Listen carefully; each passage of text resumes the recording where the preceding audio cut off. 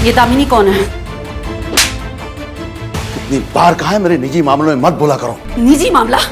बीवी हूँ तुम्हारी, पूरा हक बनता है तुमसे सवाल करने का। और इस उम्र में ये सब शोभा देता है, बच्चे क्या सोचेंगे? बच्चों ने कभी सोचा है मेरे बारे में कुछ? हाँ, जो मेरी इज्जत नहीं करते, रात दिन मेहनत की तब जाके उन्हें ये ऐशोआराम की जिंदगी मिली है। तो उस दामिनी के लिए तुम उनकी जिंदगी बर्बाद कर दोगे?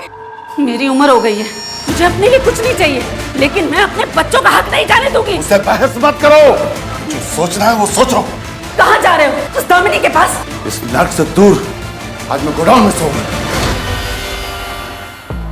नितेश, मुझे नहीं लगता नाना जी मानेंगे। उनकी मर्जी के बिना ना इस घर में कोई सांस तक नहीं ले सकता। हमें भागना ही होगा, या फिर कुछ ऐसा करना होगा जिससे सांप भी मर जाए और लाठी भी ना टूटे। तू सोच क्या रही हो छाया?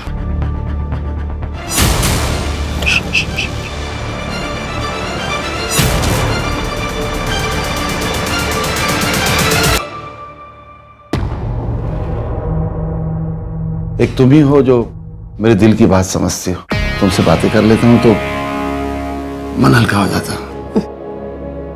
आपको अपने परिवार में सबसे ज्यादा भरोसा किस पे है? किसी पर नहीं, और तुम पर है। आपके परिवार, आपके बिजनेस, इसके अलावा आपके पास है क्या किसी को देने के लिए? मेरी उम्र पे मत जाओ, मैं बहुत दिलचस्प किस्म का इंसान हूं।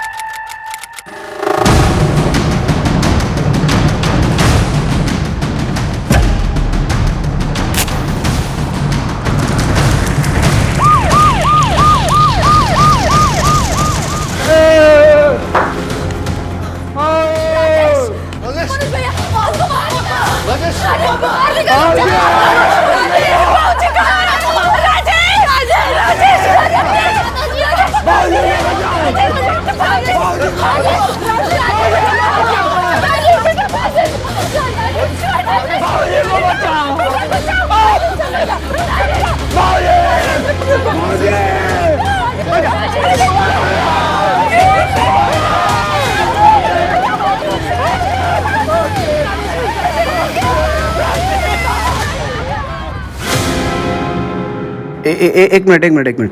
मुझे कौन सा रोल करना है, राजेश का? हाँ आकाश जी। यार अभिषेक, इस कहानी में कुछ इंटरेस्टिंग नहीं है ब्रो। लाइक रेगुलर क्राइम है, एक मर्डर हो रहा है, वो भी 60 साल के बुड्ढे का। नया क्या इसमें? मुझे कॉमर्शियल सिनेमा करना है यार। लाइक रोमांटिक सॉन्ग हो, फाइट सीक्वेंस हो, ग्रीस प्राग का लोकेशन हो। इस कहानी में कुछ स्कोप नहीं है यार। मैं मानता हूँ कि कमर्शियल नहीं है, पर ये परफॉर्मेंस बेस्ड है सर। इतने सालों से परफॉर्मेंस ही तो कर रहा हूँ यार। और बाय द वे, ऐसा क्या है इस कहानी में जो ऑडियंस देखेगी? इस स्क्रिप्ट की वजह से।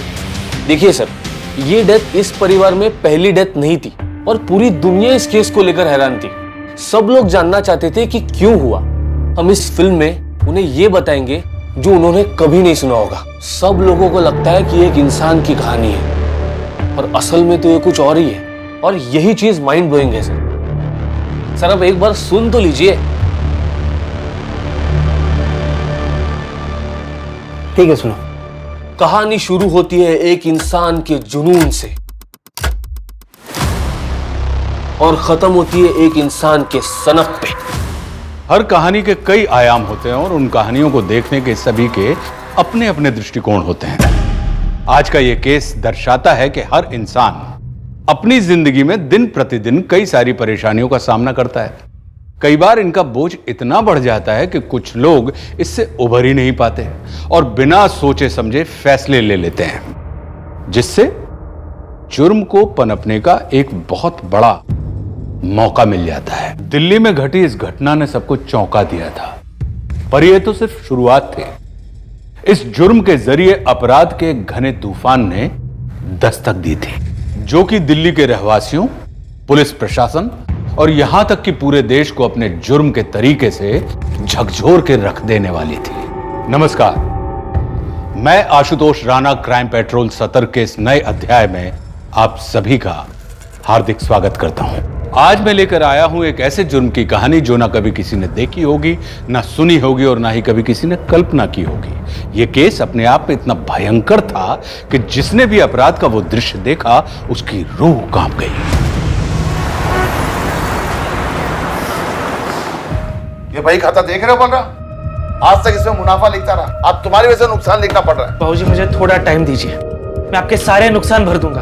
मुझे एक आखिरी बार क्रेडिट पे माल दे दीजिए, वरना ये ठेका मेरे हाथ से निकल जाएगा। बाबूजी मैंने इसके लिए बाजार से कर्जा उठाया है, बहुत मुश्किल में फंस जाऊंगा मैं। ये सब पहले सोचना चाहिए था। तुम किसी और से बात कर लो, मैं माल नहीं दे पाऊंगा भाई। बाबूजी ये सही नहीं है। राजेश भाई आप क्यों नहीं समझाते? बाबूजी ने ना बोल दिया, हम कुछ नहीं कर सकते। आप जाइए बलराम जी यहाँ से। मैंने कभी आपको धोखा नहीं दिया, बाबूजी को पिता समान माना है मैंने। इसका अंजाम ठीक नहीं होगा, इसका अंजाम ठीक नहीं होगा। बाबूजी कॉन्ट्रैक्टर आदमी है, कुछ उल्टा सीधा कर दिया तो ऐसे लोगों से पंगा लेना ठीक होगा क्या? अरे कुछ नहीं होगा, यमराज में जादू चलता है मेरा। अरे हमें मौत भी तो हमें तब आएगी जब हम आज्ञा देंगे।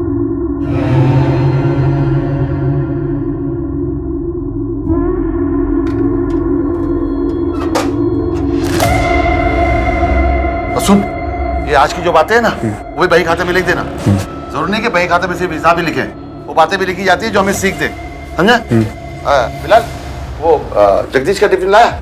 नहीं बाबूजी, वो गीता भाभी ने सिर्फ आपके लिए खाना भेजा है। तो ये मैं जगदीश को देता हूँ, तू घर जाके दूसरा खाना लेके आ मेरे लिए। ये गीता भी ना काम चोर हो गई है।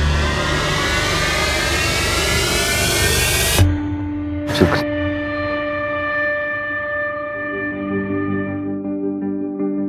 ले बाबूजी मुझे लगा आप भूल गए। 4 साल से भूला हूँ कभी नहीं बाबूजी। और खाना लगे तो गोडाउन से आके ले लेना। जी जी बाबूजी।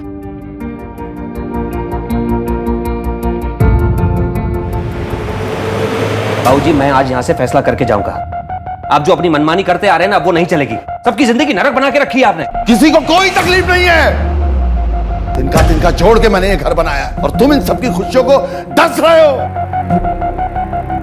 कुसुम नाक को जन्म दिया है तुमने। माँ को क्या सुना रहे हैं आप? जिंदगी और परिवार तिनको से नहीं बाबूजी, रिश्तों से बनते हैं। नंदिनी की जिंदगी बर्बाद कर दी आपने। और वो गीता, उसको पार्लर खोलना था, कुछ करने दिया आपने? अब जेठ जी मुझे इस समय आप क्यों घसीट रहे हैं? अरे बोलो, ऐसे चुप रहने से कुछ नहीं होगा। मैं अकेला कुछ नहीं कर पाऊंगा। तुम क्यों किचन में लगी रहती हो? माना कि तुम खाना अच्छा बनाती हो, इसका मतलब घर के सारे काम तुम करोगी। बस हो गया तेरे भैया, बस। देखो बाबूजी की तबीयत खराब हो जाएगी। अगर तबीयत खराब होती तो हो जाए, कल का मरे या आज मर जाए, लेकिन इतनी आसानी से मरेगा नहीं है। अगर मैं ना हूं ना तो ये अजगर है, सबको निकल के जाएगा। भैया बस, इससे ज्यादा एक शब्द नहीं। देख लिया कैसे तिनको से घर बनाया आपने। एक छोटा भाई अपने बड़े भाई पे हाथ उठा रहा है। जब इसे शर्म नहीं रही तो मैं क्यों शर्म करूं? मां पूछे शरीफ आदमी से कि दामिनी कौन है। पूछ मां।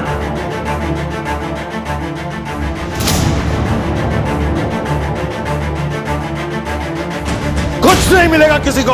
मैं सब कुछ बिलाल के नाम कर रहा हूं। राजेश, धक्के मारकर बाहर निकाल दे इसे। दोबारा इस घर में नजर नहीं आना चाहिए ये।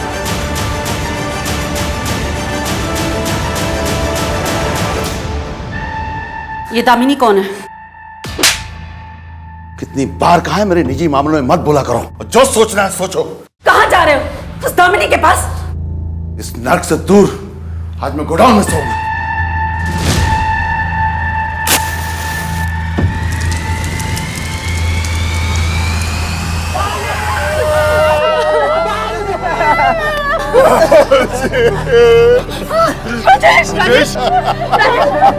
राजेश क्या हो रहा है आपको? अब ठीक है ना? मनोज भैया, राजेश बेटा,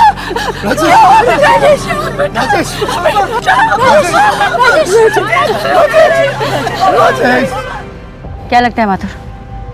मैडम हादसा भी हो सकता है और मर्डर भी। वैसे एक बात पता चली, इनका एक नौकर है बिलाल, जो यहाँ गोडाउन में ही सोता था, लेकिन आज रात नहीं सोया। बुलाओ इस बिलाल को और प्रताप वर्मा के बारे में सारी इंफॉर्मेशन निकलवाओ। क्या करते थे, किसी से कोई दुश्मनी, क्या उनकी दिनचर्या, सब कुछ। बाबूजी बहुत अच्छे थे, परिवार की डोर थे जिसने सबको बांध रखा था, पर अब ये परिवार बिखर जाएगा। आप कुछ बोलिए ना, क्या हुआ है आपको? इतनी रात को प्रताप जी गोडाउन में क्या कर रहे थे? क्या वो वहीं सोते थे? नहीं, बाबूजी घर में ही सोते थे। कल रात वहाँ क्यों थे पता नहीं। राजेश को कॉल आया गोडाउन में आग लगने के बारे में, तो वो गोडाउन की तरफ तुरंत भागा। हमें निशा ने बताया तो हम सब वहाँ पहुंचे। आपकी फैमिली पिक्चर में ये ये कौन है? मैम ये बाबूजी के सबसे बड़े बेटे धीरज है, वो बैंगलोर में रहते हैं। क्रियाक्रम के लिए नहीं है? जी उन्हें फोन किया है, वो आज तक पहुंच जाएंगे। क्या आपके परिवार में कुछ ऐसा हुआ है जिसकी वजह से प्रताप जी ने सुसाइड कमिट किया?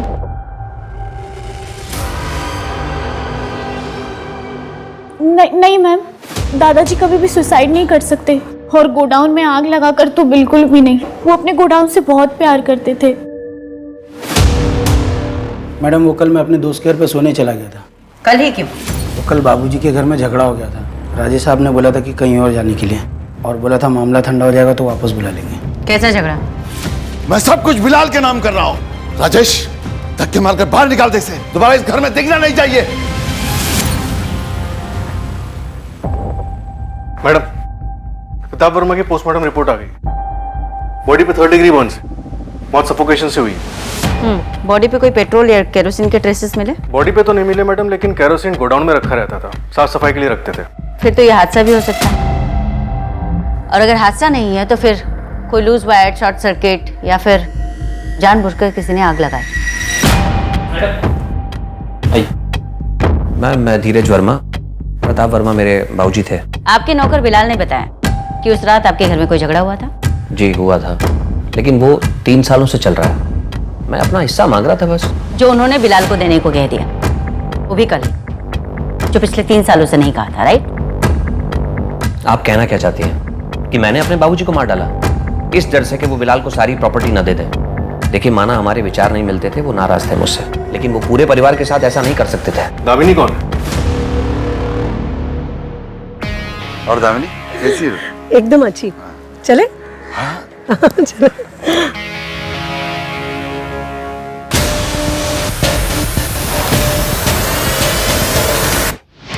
वो 3 महीने पुरानी बात है। आपको क्या लगता है कि आपके फादर का सचमुच दामिनी के साथ अफेयर था? नहीं, बिल्कुल नहीं। वो बात बस मेरे मुंह से गुस्से में निकल गई। मैम हम वो बलराम ठाकुर के खिलाफ कंप्लेन करवाना चाहते हैं। कौन है बलराम ठाकुर? ठेकेदार है, बाबूजी से अक्सर उधारी पे माल दिया करते थे।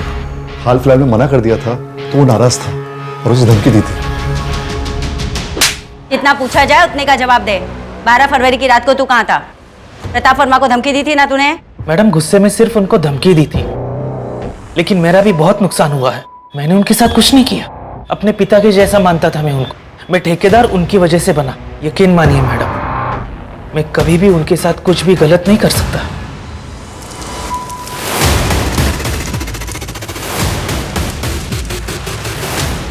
मैडम बलराम का कॉल लोकेशन पूरी रात उसके घर पे ही था।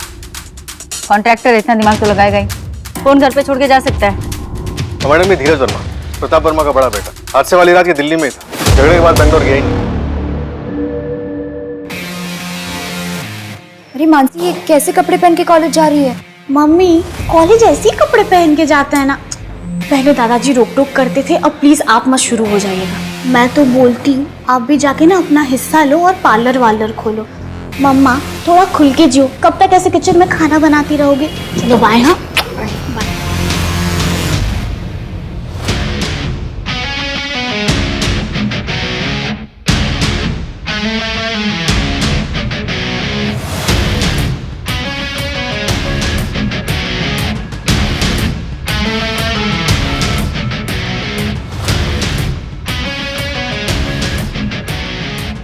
ये प्रताप वर्मा की बैंक स्टेटमेंट है।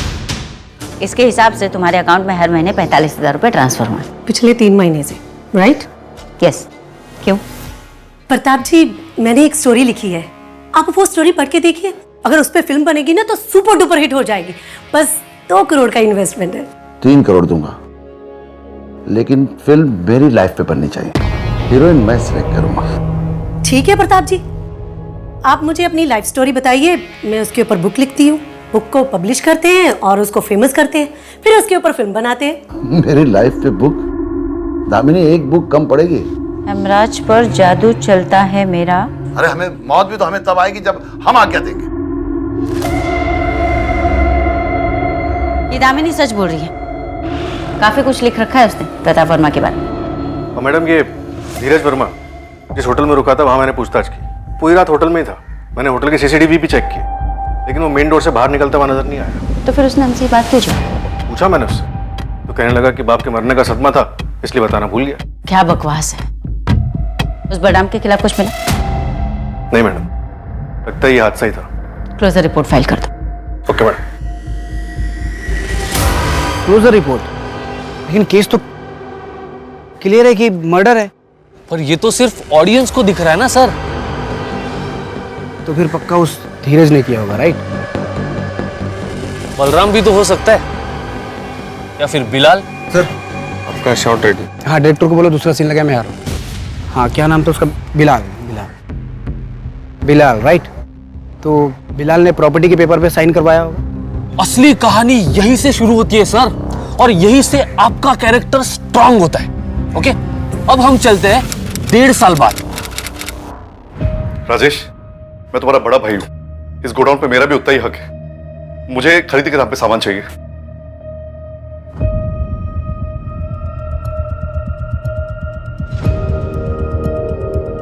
आपको तो ठेकेदार बनना था, बाबूजी के गोडाउन पर नहीं बैठना था। तो दूसरे ठेकेदार जैसे मेहनत करके आगे बढ़िए। मैं पढ़ सकता हूं, तू जाके चाय लेके आ।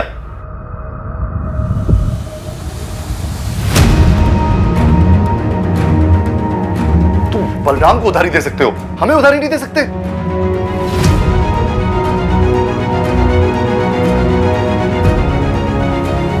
बाबूजी ने बोला बलराम के साथ व्यवहार करने को। मनोज, राजेश, 1.5 साल से ज्यादा हो गया, हम लोग बंटवारा क्यों नहीं कर रहे हैं? इसी से पूछिए। बाबूजी से साइनिंग अथॉरिटी बना के गए, अब ये कुंडली मार के बैठे उस पे।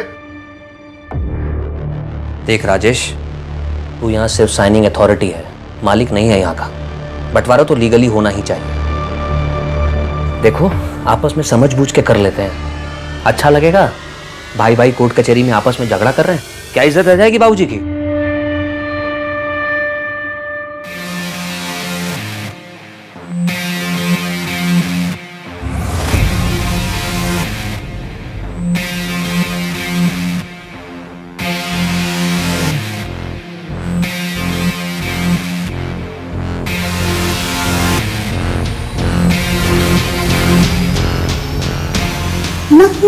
ना मानसी 2 साल से डेट कर रहे हैं यार, एक बार किस भी नहीं कर सकता? बस 8 महीने, उसके बाद ना मैं ग्रेजुएट हो जाऊंगी, छाया दीदी की भी शादी हो जाएगी, फिर ना हम दोनों शादी कर लेंगे। तुझे ना सिर्फ लगता है तेरे दादाजी के जाने के बाद में तू आजाद है, ऐसा कुछ नहीं है। वो ना तेरे दिमाग में अब भी है, उनके जो आदर्श है ना, ये सब तेरे खून में है। और कौन कहता है यार कि जब शादी से पहले ये सब नहीं कर सकते हैं? इनफैक्ट ये सब करने से प्यार और मजबूत होता है। देख ऋषभ, अगर तुझे ये सारी चीजें करनी है ना तो तू कोई दूसरी गर्लफ्रेंड ढूंढ ले, क्योंकि मैं तेरे साथ ये सारी चीजें शादी से पहले तो नहीं करने वाली। अरे सॉरी, मैं मजाक कर रहा था यार। ये तो चलेगा ना? चलेगा ये। इधर बनाओ। गया। शाबाश। एक सेकंड।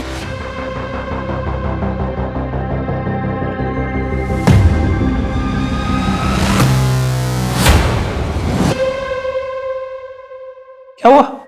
कुछ नहीं, मुझे ऐसा लगा कि कोई हमें देख रहा था। एक पग में चढ़ गई क्या? Cheers.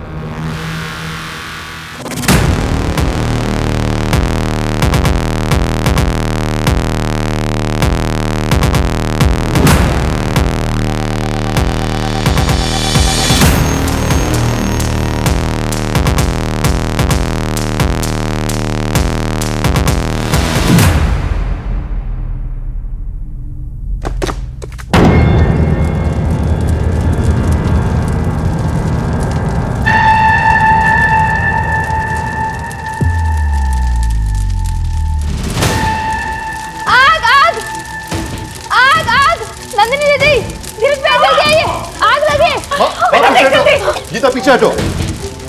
मनोज पानी लाना जल्दी। मनोज पे जल्दी आइए।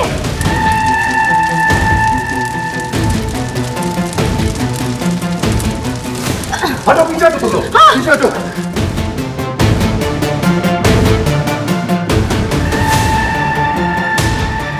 वो तो बाबूजी की फोटो गिरने की आवाज से मेरी नींद खुल गई, नहीं तो पूरा घर जल जाता।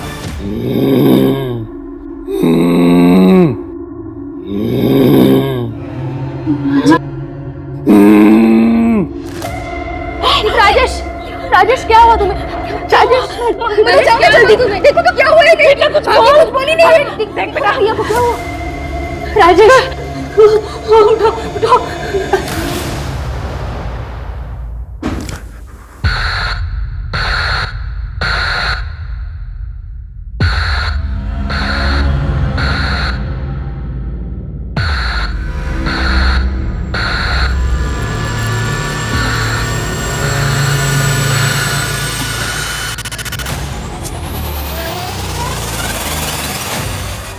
हेलो ऋषभ, मुझे सच सच बताओ कि तुमने मेरे साथ क्या किया है।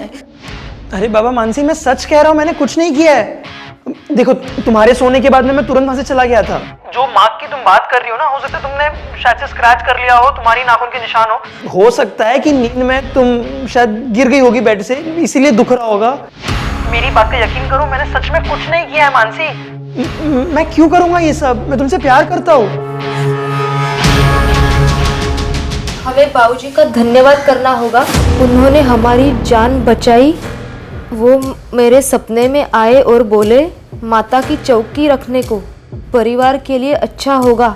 धीरज भैया को भी बोलने को बोला। चोरी हो गई, मेरे अलमारी से सब जेवर गायब है। जेवर? वो जो छाया की शादी के लिए लाए थे वो? हाँ। हे भगवान, अब छाया की शादी कैसे होगी? नंदिनी, फिक्र करने की जरूरत नहीं है, हम लोग हैं ना, हम संभाल लेते हैं। अरे लेकिन आखिर ये चोर हमारे घर में घुसा कैसे? ये ना बिल्कुल सेफ नहीं है, हम अभी जाकर पुलिस स्टेशन में कंप्लेन कर लेंगे। हाँ, कंप्लेन करने की कोई जरूरत नहीं गीता, आइंदा से लॉक ठीक से लगाएंगे बस।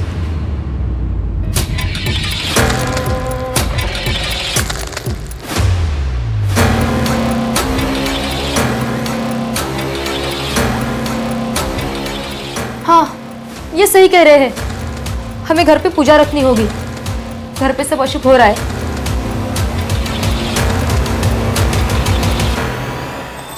जी अब कृपा करो, कृपा करो, कृपा करो। मैया जी अब कृपा करो, कृपा करो, कृपा करो। जय माता दी। माता जी अब कृपा करो, कृपा करो, कृपा करो। मैया जी अब कृपा करो, कृपा करो, कृपा करो। जय माता दी।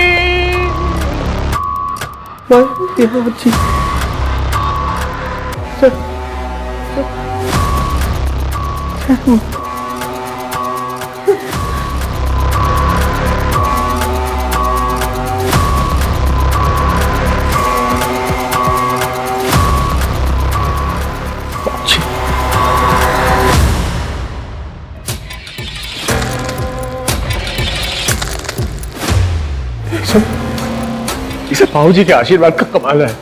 उनका अधूरा काम हमें पूरा करना है अब। जय माता दी। जय माता दी। जय माता दी। जय माता दी। हाँ, अस्सलाम वालेकुम सकीना, पासपोर्ट की अर्जी दे दी? हाँ दे दी। बहुत अच्छे। बस सकीना, एक आखिरी काम बचा है, उसको पूरा करके हज पे चले जाएंगे। सारे गुनाहों से तौबा करके अच्छी जिंदगी गुजर बसर करेंगे। हाँ, बस कुछ ही महीनों की बात है। रखता हूँ, अल्लाह हाफिज।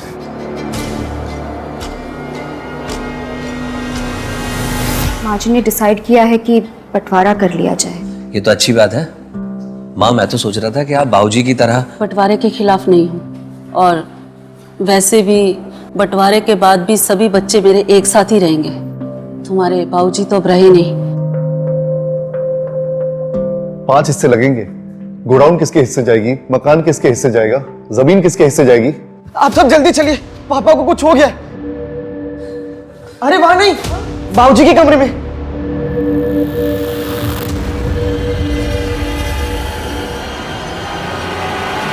क्या बात है कुसुम, मैंने आंखें क्या मींची, तुमने बंटवारा करना शुरू कर दिया। इस घर का बंटवारा कभी नहीं होगा। ऐसे क्या देख रही है कुसुम? याद है कि मनोज, जब गीता तुझसे तंग आकर चली गई थी, तुझसे मनाकर कौन लाया था? मैं। और नंदिनी, तेरे पति से तलाक दिलाकर क्या मैंने कोई गलत किया? बोल। शराब पीकर तुझे मारता था, दूसरी औरत पाल रखी थी उसने। माँ, क्या ये सच है?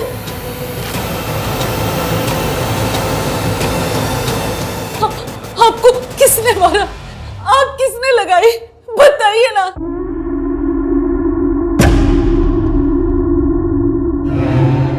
अब उन बातों में जाकर क्या फायदा? फिलहाल इस परिवार को एक साथ बांधे रखना है और सारी विपदाओं को खत्म करना है। इसके लिए हमें एक होना होगा और एक दूसरे पर भरोसा करना होगा। गीता, यही वाली कड़क चाय बना। आज चाय पीने का दिल कर रहा है। गीता, देखा तुमने? राजेश ने नया नाटक लगा रखा है। अच्छा खासा मां बंटवारा करने वाली थी। मुझे तो लगता है राजेश ये सब पावर हाथ में लेने के लिए कर रहा है। धीरज भैया, क्या इस राजेश ने तो बाबूजी को... क्या ये मुमकिन है कि किसी जिंदा आदमी के अंदर किसी मरे हुए व्यक्ति की आत्मा आ जाए? राजेश अब घर के सभी छोटे बड़े फैसले लेने लगा था, चाहे वो किसी बच्चे को सब्जेक्ट दिलाना हो, घर में कोई सामान खरीदना हो या फिर व्यापार का फैसला लेना हो। राजेश के द्वारा लिए गए फैसलों से परिवार का भला होने लगा, व्यापार में उन्नति होने लगी। पर क्या सच में प्रताप वर्मा की आत्मा उनकी रक्षा कर रही थी या फिर इसकी सच्चाई कुछ और थी? भाई 1.5 लाख है। और बाकी का मैं अगले हफ्ते देता हूँ आपको। क्या रे, माल देते वक्त तूने बोला था ये बहुत बड़े घर का आदमी है, चिंदी निकला ये तो। दे दूंगा ना भाई, मैं थोड़ा माल मिलेगा।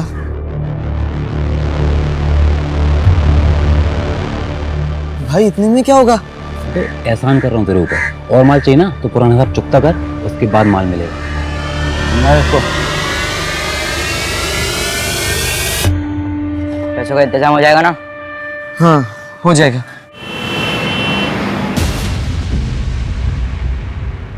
पीयूष, रोहित, बाहर जाओ। क्यों बाबा? पीयूष, जितना बोला जाए उतना किया कर।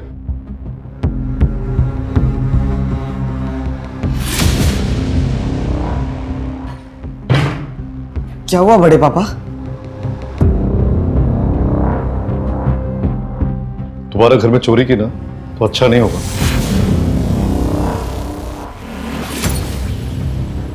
क्या किया जेवर का? वो बड़े पापा, मुझे किताबें खरीदनी थी, मम्मी ने मना कर दिया, मैंने इसलिए वो... कितने बेची? 10,000 में। 3 लाख का हार तूने 10,000 में बेच दिया? तू दोबारा से हरकत किया ना तो मुझसे बुरा कोई नहीं होगा।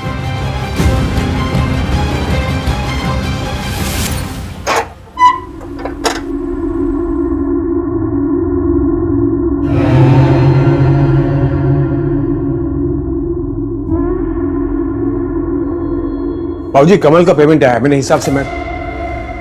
बाबूजी, ऐसे क्या है इसमें? कुछ अनमोल जो मुझे यमराज से दूर रखता है। मैंने ऐसे नहीं इतनी तरक्की की।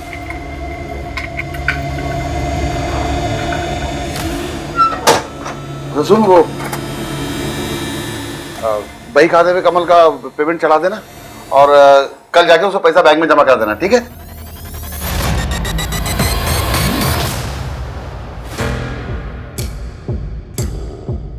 बाबूजी,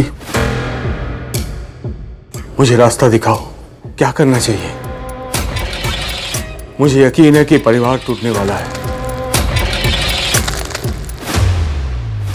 नहीं नहीं बाबूजी, मानिए मेरी बात, मां कुछ नहीं करेगी, उल्टा वो सबको बढ़ावा देगी।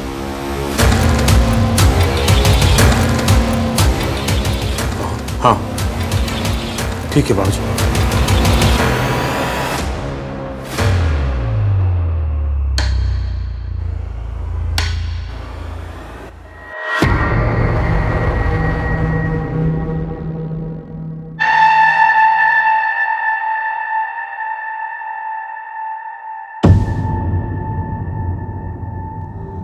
और खाना चाहिए तो गोडाउन में आ जाना। हाँ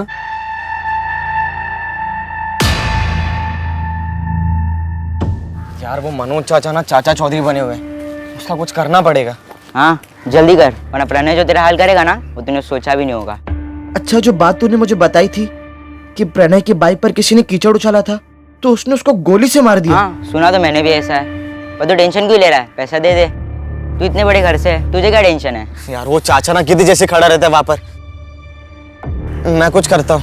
ये ले मैथ्स एग्जाम के क्वेश्चन पेपर, 1500।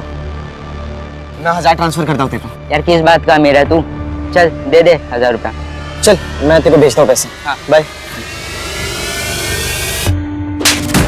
तुम मेरे साथ ऐसा कैसे कर सकते हो ऋषभ? हाँ खराब हो गया क्या? मानसी मैं कह रहा हूँ ना, मैंने सच में कुछ नहीं किया है। आई एम प्रेग्नेंट ऋषभ, और ऐसा कैसे पॉसिबल हो सकता है? तुमने मेरा रेप किया। अबे किसी और का किया हुआ पाप ना मेरे सर पे मत डाल। मैं तुझे छोड़ूंगी नहीं। अब देख मैं तेरे साथ क्या करती हूँ। मैं पुलिस में कंप्लेन करूंगी तेरे खिलाफ। मामा जी मेरी बात सुनिए ना, निकिता अच्छा लड़का है, अगर आप समझाएंगे ना मम्मी भी मान जाएगी।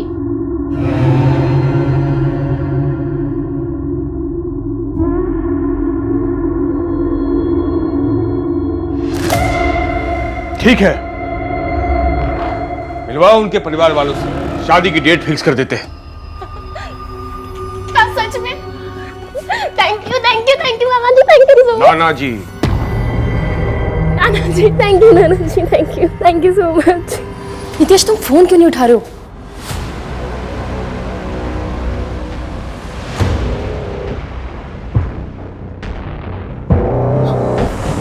अंकल अब सो सॉरी, मैं आती है साहब। I am so sorry uncle, I am so sorry. Actually मैं कॉल करी थी नितेश को, मैं चलती हूँ।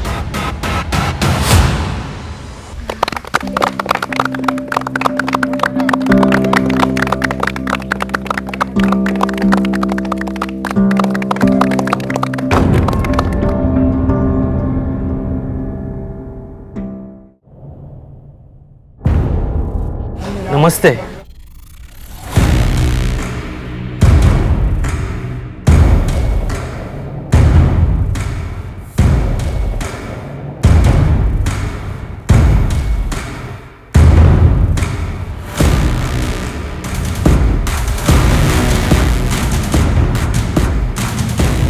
मानसी क्या कर रही है तू?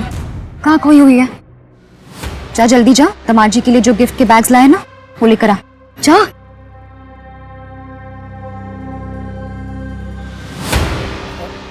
सॉरी वो जल्दबाजी में दिखा नहीं।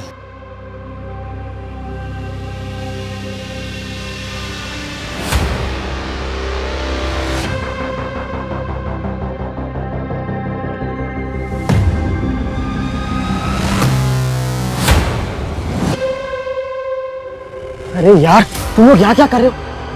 किसी ने देख लिया तो? घर में सजावट तो बहुत है, लगता है छाया की सगाई में बहुत पैसा खर्च किया है, और मुझे देने के लिए तेरे पास पैसा नहीं है। अरे यार दे दूंगा ना पैसे, इतना मरे क्यों जा रहे हो? मेरे सामने इतनी बात किसी ने नहीं की आज तक, और तू पिद्दी भर का लड़का जवान चलाता मेरे सामने।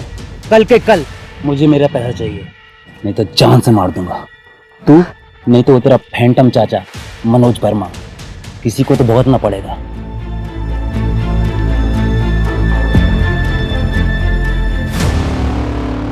मैंने कहा था छाया की सगाई होते ही एक बड़ी विपदा आएगी, और वो विपदा हमारे दरवाजे में दस्तक दे चुकी है। इसलिए एक पूजा करनी होगी। गॉड यार अभिषेक, सीरियसली तो ये कहानी माइंड ब्लोइंग है यार। अभिषेक ये कहानी मैं ही करूंगा, ये रोल मैं ही प्ले करूंगा, तुम किसी और को ये कहानी नहीं सुनाओगे। ओके। पर ऐसे कैसे यार?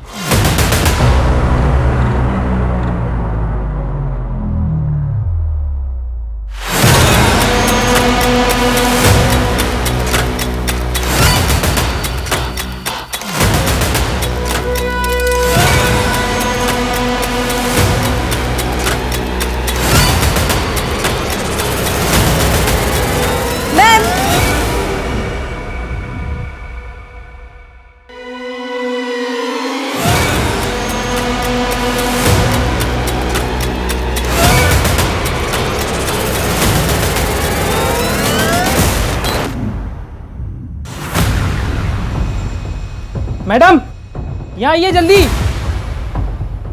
मैडम ये देखिए।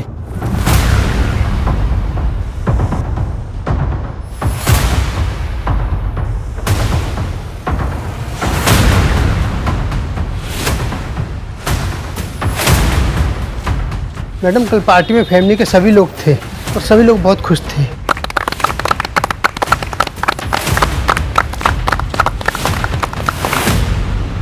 बिलाल कल दोपहर 1:30 बजे गोडाउन बंद करके चला गया। एक साथ इतने लोगों को मारना इम्पॉसिबल। सभी के हाथ मुंह बंधे हैं।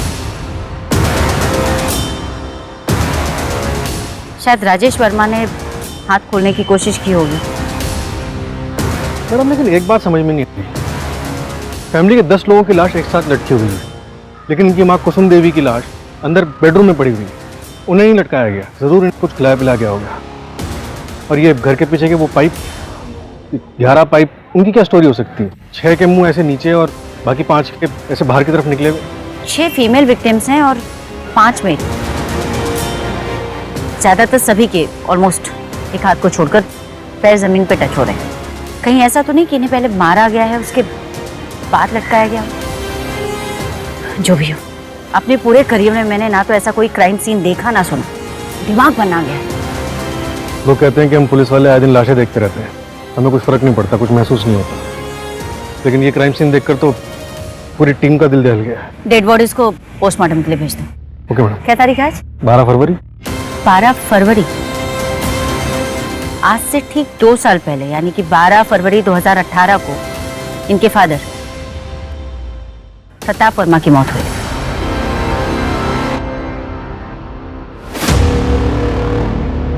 उस घर में जब भी कुछ कांड होता था तो बहुत कन्वेंटली छुट्टी पे रहता था रे। वो लोग बोलते थे जाने के लिए, तो मैं क्या करता, नौकर आदमी हूँ। तुझे कुछ लगा नहीं कि घर में ऐसा कुछ होने वाला है? नहीं, लेकिन वो राजेश साहब 6 महीने से कुछ अजीब अजीब हरकत करते थे, उनमें बाबूजी की आत्मा आती। बिल्कुल समझता है हमको, भूत प्रेत की कहानी सुनेगा। मैडम आपको यकीन नहीं होता तो आप राजेश साहब का वही खाता देख लीजिए, उसमें वो हर चीज लिखते थे। इसके पहले कुछ बोला था उसने? नहीं मैम। अच्छे से तोड़ा साले को, शुरू से हम लोगों को गुमराह करता आ रहा है। Yes ma'am. हाँ?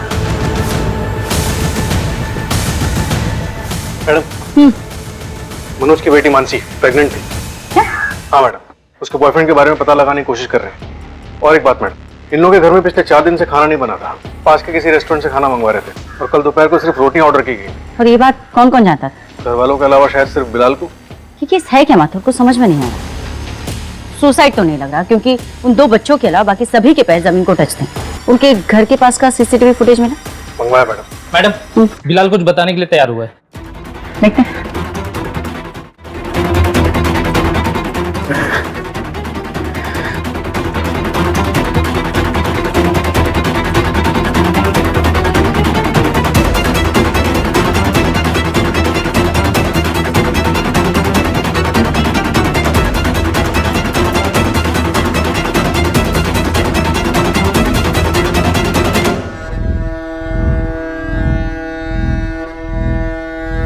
मैडम वो मानसी का रेप हुआ था।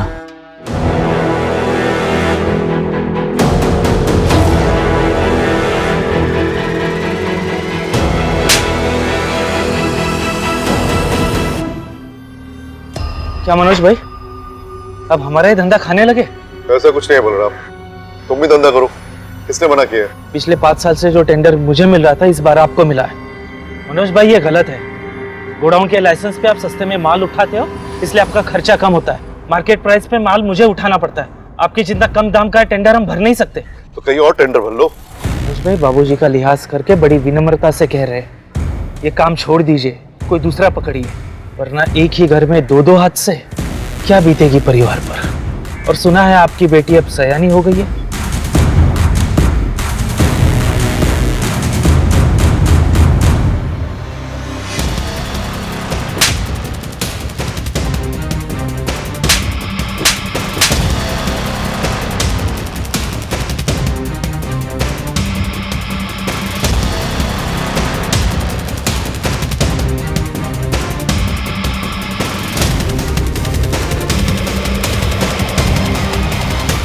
प्रताप वर्मा डेथ और अभी की वर्मा फैमिली मास डेथ में कोई भी कनेक्शन नहीं मिला। इन दोनों ही केसेस में इतना कनेक्शन तो जरूर है माथुर। जो भी मौतें हुई हैं बहुत ही मिस्टीरियसली हुई।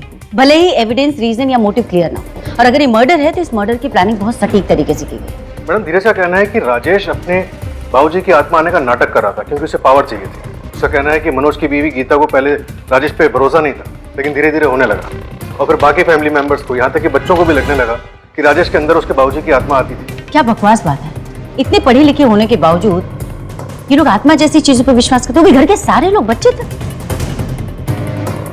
राजेश अपने बाबूजी को अपना भगवान मानता है, यहाँ तक कि उनके मरने का सदमा भी बर्दाश्त नहीं करता।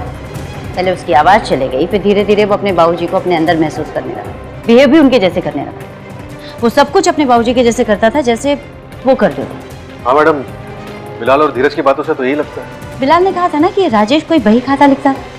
हाँ मैडम। उसे कंगाल था।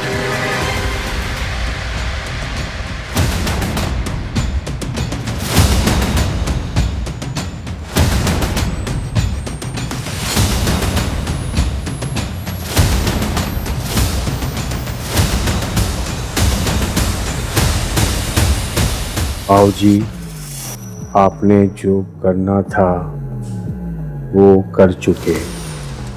अब ये जिम्मेदारी अपने कंधे से हटा देनी चाहिए।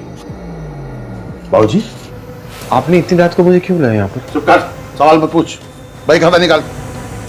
बाबूजी, बात क्या है? बलराम का सारा कर्जा माफ कर दूंगा, और जिसका भी कर्जा है सब माफ कर दूंगा। बिलाल के नाम आधी जायदाद करूंगा, आधी कुसुम के। लेकिन बाबूजी, हम लोगों को क्या मिलेगा? बाबूजी, तू मेरा आज्ञाकारी बेटा है ना, कुसुम तुझे अपने साथ रख लेगी। बाबूजी, इसे कैसे कर सकते हैं आप?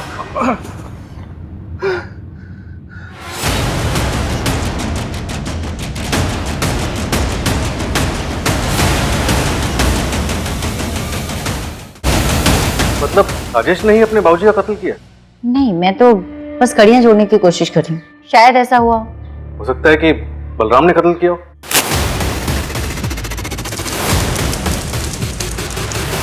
आगे इसमें लिखा हुआ है कि बाबूजी आपके कहे अनुसार सब ठीक हो गया है। छाया की शादी है, उसको आप पर भरोसा हो गया, पर कुछ बुरी शक्तियां हमें तंग कर रही हैं। हमें शक्ति दो बाबूजी, शक्ति दो इन बुरी शक्तियों से लड़ने की। इसका क्या मतलब हो सकता है? बाबूजी के कहे अनुसार एक वट पूजा करनी होगी, जिससे वो सारी बुरी शक्तियां हमसे दूर हो जाएंगी। पूजा करनी होगी, मुझे करनी होगी। वर्मा, उसके पास का एक सीसीटीवी फुटेज मिला। ये घटना वाले दिन का है, देखिए।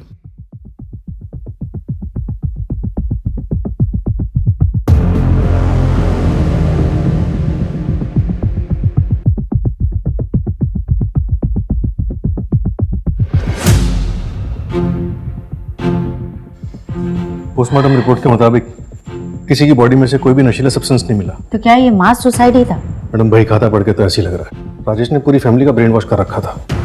उस बिलाल का कुछ पता चला? बिलाल की कॉल लोकेशन के हिसाब से वो अपने दोस्त के घर पे ही था, और वर्मा हाउस के आसपास किसी सीसीटीवी में भी नहीं दिखा वो। इस बिलाल का उस रेस्टोरेंट के किसी स्टाफ के साथ कोई लेना देना? नहीं मैडम, कॉल रिकॉर्ड साफ। किसी भी स्टाफ मेंबर का या वेटर का किसी सस्पेक्ट या फैमिली मेंबर के साथ कोई कॉन्टैक्ट नहीं था। उस दिन रोटियां भी राजेश ने ऑर्डर की थी। ऐसे कैसे हो सकता है माधव? एक आदमी ने परिवार के सारे लोगों का ब्रेन वॉश कर दिया।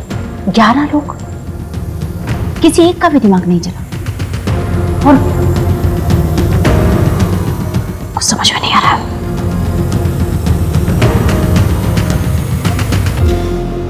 जानना था कि ये असल में हुआ क्या था और कैसे हुआ था। इस कहानी की सच्चाई को कोई नहीं जान पाएगा, बस एक हॉरर स्टोरी बन के रह जाएगी। हाल फिलहाल पुलिस ने क्लोजर रिपोर्ट फाइल कर दी है। मास सुसाइड का केस है। अनबिलीवेबल यार। प्रताप वर्मा की मौत के बाद राजेश भी खुद को उनकी मौत का यकीन नहीं दिला पाया। उसका दिमाग ये बात मानने के लिए तैयार ही नहीं था कि उसके बाबूजी उसे छोड़कर इस दुनिया से कभी जा भी सकते हैं। ये एक मानसिक रोग है जो राजेश के दिमाग में विकसित हो गया था, जिसके रहते वो स्प्लिट पर्सनैलिटी का शिकार बन गया और अपने बाबूजी की तरह व्यवहार करने लगा। धीरे धीरे पूरा परिवार इस अंधविश्वास की चपेट में आ गया और सभी लोग राजेश के अंदर बाबूजी को देखने लगे। हमारे देश का ये सबसे चौंका देने वाला केस था। जिसने हर भारतवासी को अपने टीवी स्क्रीन से हटने नहीं दिया था। सभी इन सवालों के जवाब जानना चाहते थे कि कैसे परिवार के 11 लोगों ने एक साथ मृत्यु को गले लगा लिया। क्या ये सच में खुदकुशी थी या फिर एक योजनाबद्ध सामूहिक नरसंहार? प्रताप वर्मा की एक्सीडेंटल डेथ की तरह इन 11 लोगों की मौत के केस में भी पुलिस ने मौकाए वारदात पर मिले सबूतों के आधार पर क्लोजर रिपोर्ट फाइल कर दी थी। विश्वास और अंधविश्वास में यही फर्क होता है। विश्वास जीना सिखाता है और अंधविश्वास का रास्ता विनाश की तरफ ले जाता है। अब मैं आशुतोष राणा विदा लेता हूं आपसे। हम फिर मिलेंगे एक ऐसी ही कहानी के साथ जो आपको रखेगी सतर्क और जिंदगी को सुरक्षित। तब तक अपना और अपने परिवार का ख्याल रखिए और देखते रहिए क्राइम पेट्रोल सतर्क। जय हिंद।